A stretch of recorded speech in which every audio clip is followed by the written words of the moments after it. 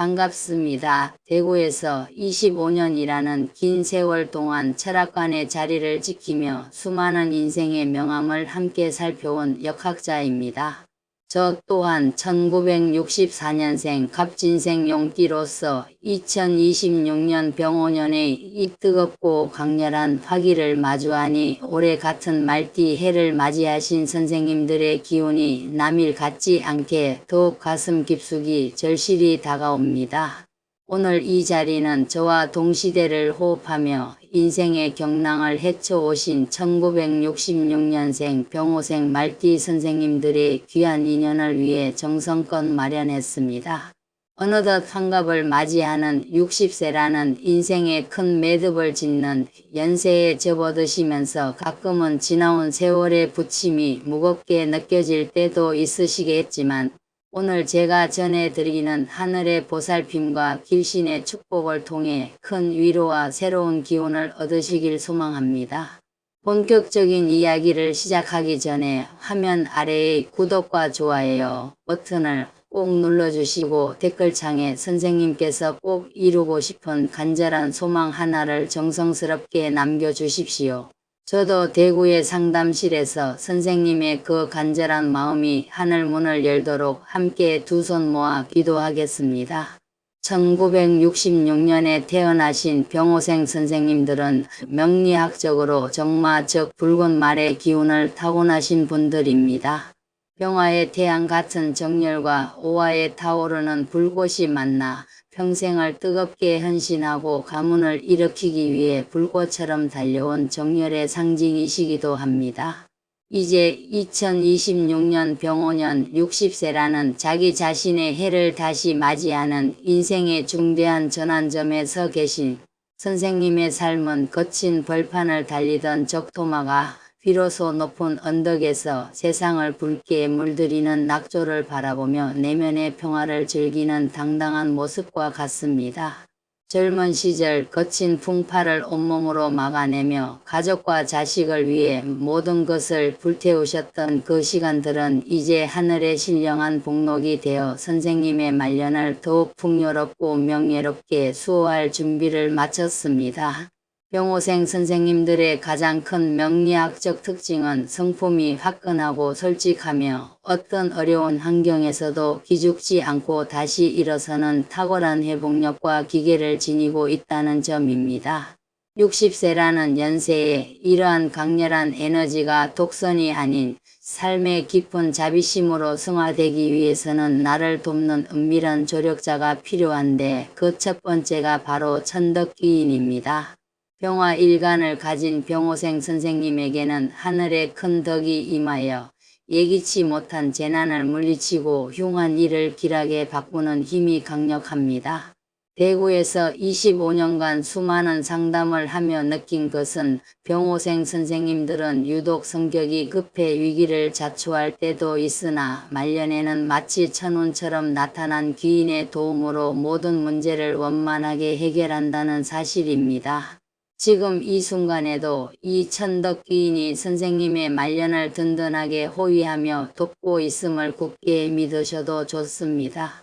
두 번째로 병오생 선생님의 사회적 성취와 경제적 안정을 책임지는 보배로운 기운은 바로 태극기인입니다. 명리학에서 태극은 시작과 끝을 좋게 매듭짓는 힘을 뜻하며 병오생 선생님들의 열정과 만나면 그 결실이 더욱 화려해집니다. 60세 이후의 삶에서 유종의 미를 거두는 것이 무엇보다 중요한데 태극기인이 선생님을 돕고 있으면 평생 시종일관 복이 따르고 자수성가하여 명예로운 노후를 보내게 됩니다. 태극기인의 기운은 선생님이 쌓아온 노력을 헛되지 않게 해주며 선생님의 곁을 든든하게 지키며 말년의 평안을 지탱해주고 있는 것입니다. 세 번째는 병오생 선생님의 지혜를 더욱 영롱하게 닦아주는 학당기인입니다. 붉은 말의 기상을 지닌 선생님들은 나이가 들어서도 배우는 즐거움을 아시고 남다른 통찰력을 지닌 분들이 많습니다. 학당기인이 작용하면 60세의 연세에도 정신이 서늘할 정도로 맑게 유지되며 학문이나 종교 혹은 예술 활동을 할 때 그 깊이가 남달라 주변의 칭송을 받게 됩니다. 이는 노년기에 찾아오기 쉬운 공허함을 물리치는 최고의 수호신입니다. 선생님의 뜨거운 열정이 이 기운을 만나면 동네의 어른을 넘어 인생의 길을 제시하는 지혜로운 지도자로서 존경받게 되며 학당기인의 기운이 선생님의 정신적 풍요를 밤낮으로 돕고 있음을 느끼시게 될 것입니다. 네 번째로 명예로운 결실과 평안한 일상을 상징하는 반한사를 결코 잊어서는 안 됩니다. 명리학에서 반한은 말 안장에 앉는다는 뜻이며 쉼없이 달려온 병호생 선생님들에게는 가장 필요한 길신입니다. 60세 이후에는 이제 말에서 내려와 안장 위에서 편안히 길을 가야 할 때입니다. 반안살이 선생님을 돕고 있으면 승진이나 합격 혹은 사회적 인정에서 남다른 성취를 보게 되고 주변 사람들에게 명예로운 어른으로 대접받게 됩니다. 반안살의 기운은 선생님의 권위를 지켜주고 편안한 일상을 유지하게 하여 삶의 질을 높여주며 선생님의 곁을 든든하게 지키고 있습니다. 다섯 번째는 뜻하지 않은 재물의 행재와 은밀한 도움을 의미하는 협록입니다.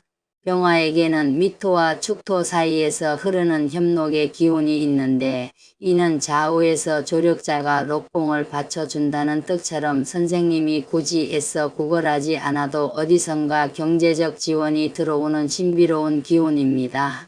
60세 이후의 삶에서 돈 때문에 자존심 상하는 일만큼 힘든 것이 없는데 협록의 가호를 받는 선생님은 늘 주변에 사람이 모이고 급전이 필요할 때 반드시 도와주는 인연이 나타납니다.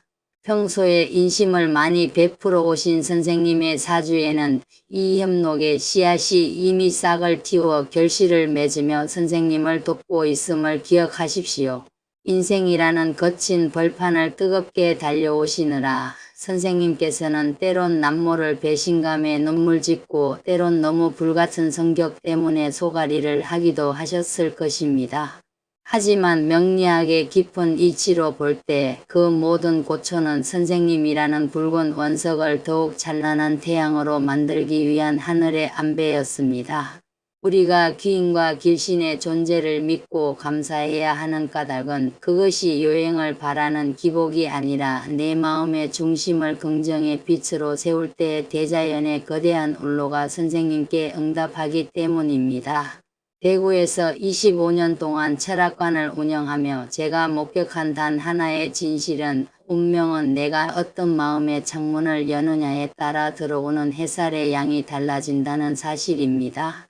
지금 이 순간에도 여러 길신이 선생님을 돕고 있다는 그 믿음이 기적을 만듭니다.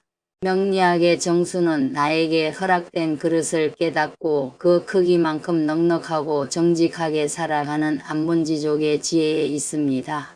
60세의 병호생 선생님들은 이미 거친 산맥을 정복하고 하산하는 위대한 승리자이십니다. 이제 와서 남의 그릇을 탐내거나 세속적인 욕심에 집착하는 것은 모처럼 찾아온 길신의 기운을 스스로 밀어내는 안타까운 일입니다. 붉은 말이 넓은 초원에서 한가로이 논일 때 가장 멋스럽듯 선생님의 삶도 이제는 채우기보다 비우는 미학을 실천하셔야 합니다. 욕심을 내려놓은 그 빈자리야말로 귀인들이 내려와 함께 차를 마시는 가장 향기로운 자리가 되며 그 비움 속에 비로소 진정한 평온이 담긴다는 점을 명심하십시오. 운명은 하늘이 써준 시나리오 같지만 그 시를 아름답게 낭송하는 주인공은 오직 선생님이십니다. 60세라는 연세는 그 어느 때보다 마음의 힘이 운명의 길을 결정짓는 중요한 시기입니다. 나이가 들수록 원망보다는 찬사를 불평보다는 축복을 입버릇처럼 하셔야 합니다. 선생님이 고맙다, 이만하면 충분하다라고 스스로를 축복하는 순간 사주 속에 숨어있던 흉한 기운들은 눈 녹듯 사라지고 천덕기인과 태극기인의 상서로운 기운이 선생님의 남은 여정을 찬란하게 호위하게 됩니다. 선생님의 그릇이 크면 큰 대로 작으면 작은 대로 그 안을 맑고 향기로운 지혜의 샘물로 채우면 그것이 바로 극락이고 성공한 인생입니다. 저 또한 1964년생 갑진생 용띠로서 인생의 덧없음을 누구보다 절실히 느끼고 있습니다. 대구의 상담실 마당에서 계절이 바뀌는 것을 보며 내리는 결론은 말년의 진정한 갑부는 금고에 돈이 많은 사람이 아니라 마음의 고요함을 얻고 주변 사람들에게 귀인이 되어주는 사람이라는 점입니다. 1966년생 병호생 선생님의 사주에는 이미 하늘의 보살핌이 층층이 쌓여 있습니다. 천덕의 은덕이 인연을 지켜주고 태극의 복록이 결실을 부르며 반환의 기운이 생활을 수호하고 있습니다. 이 모든 길신이 지금 이 순간에도 선생님을 돕고 있음을 한시도 의심하지 마십시오. 마지막으로 당부드리고 싶은 말씀은 오늘이라는 하루를 인생의 가장 찬란한 선물이라 여기고 소중히 다루시라는 것입니다. 60세의 삶은 저무는 해가 아니라 내일의 더 큰 빛을 준비하는 가장 고요하고 아름다운 황혼입니다.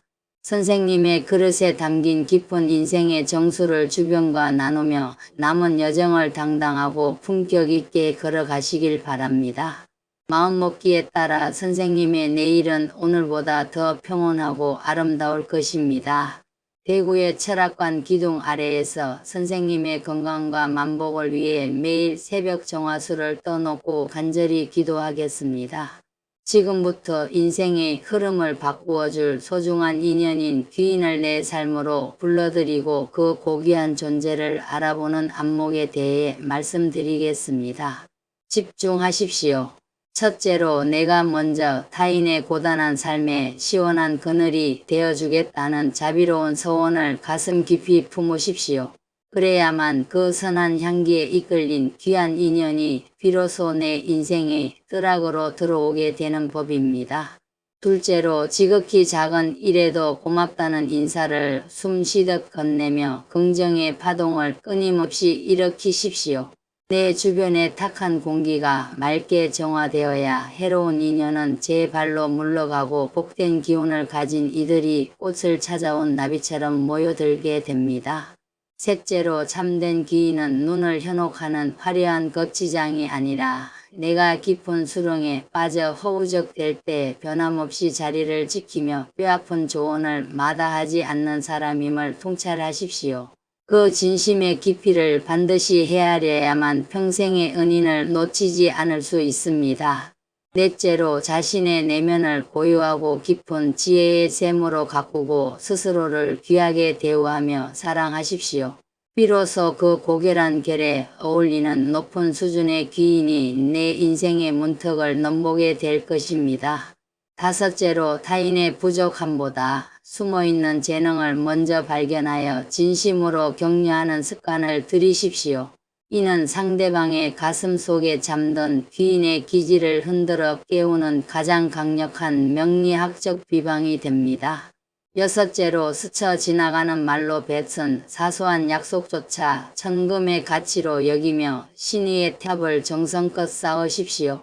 정직한 삶의 태도는 보이지 않는 운명의 끈이 되어 귀인과의 인연을 그 무엇보다 단단하게 묶어주는 역할을 합니다.